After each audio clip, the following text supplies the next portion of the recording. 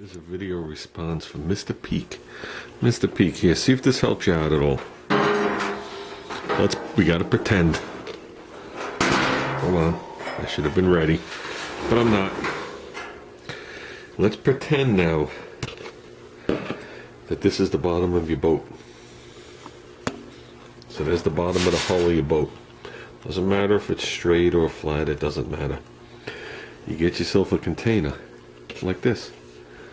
Okay, it's open on one side, you're gonna have to open up the other side. Okay, let's pretend I opened up the bottom. You're gonna take this container, you're gonna put some silicone around it, and you're gonna stick it to your hull right on the bottom. Then you can put some extra silicone around the sides if you want, so you know it's gonna stay secure. So now you're gonna look down in there, and you're gonna have an opening on the top and an opening on the bottom. That bottom's not going to be there. That's the most important part. So you're going to have a cylinder, silicone to the bottom of your hull, preferably in the back near the transom. Then you're going to put honey in there. Not that much. Then you're going to take your transducer, and you're going to lay it in the honey and push it down till it's at the bottom. So there's only a thin little film of honey on the bottom of it, but it's going to be engulfed in honey, and that'll keep it from moving. Now your transducer is going to shoot through the honey and straight through your hull, back and forth. Okay, and since it's not overhanging off the back of your boat, okay, you don't get the bubbles and the turbulence that usually throws your fish finder or depth finder off. Really simple solution. Now I ran it like that for 8 years in my boat and never had an issue.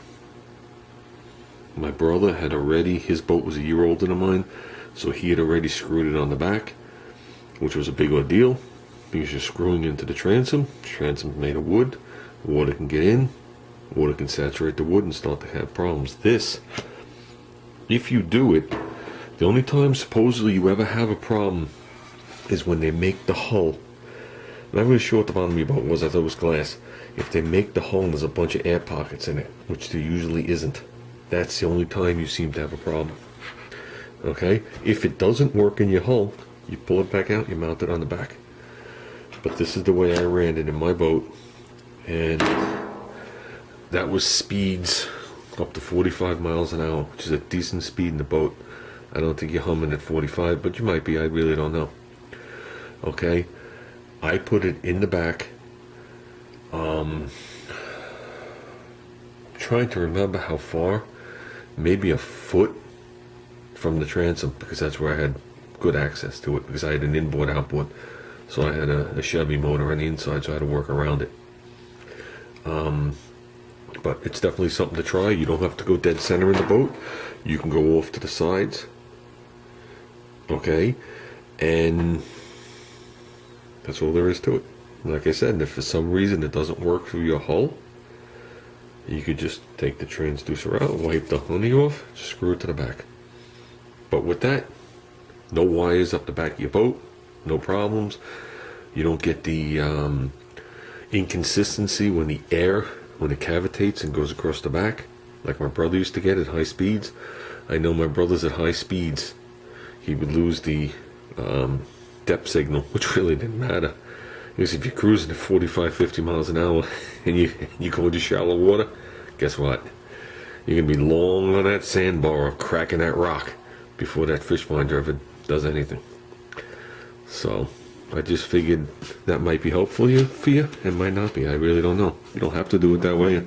Just a simple suggestion from a fellow boater.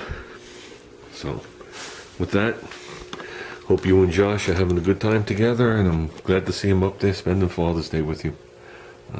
Say hello. I'll talk to you later.